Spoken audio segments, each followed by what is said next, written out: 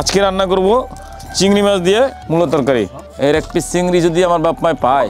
বিসমিল্লাহ, দিয়ে দিলাম চিংড়ি।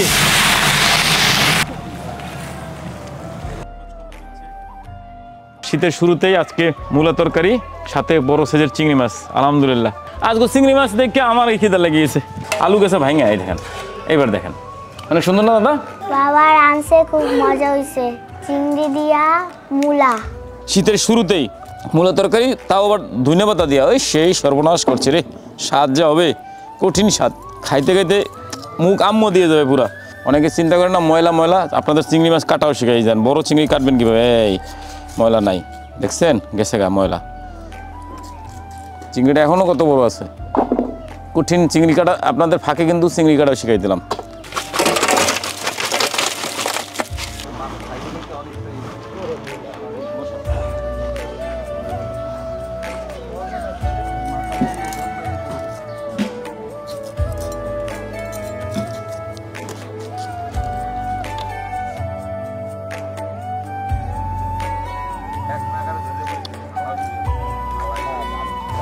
কই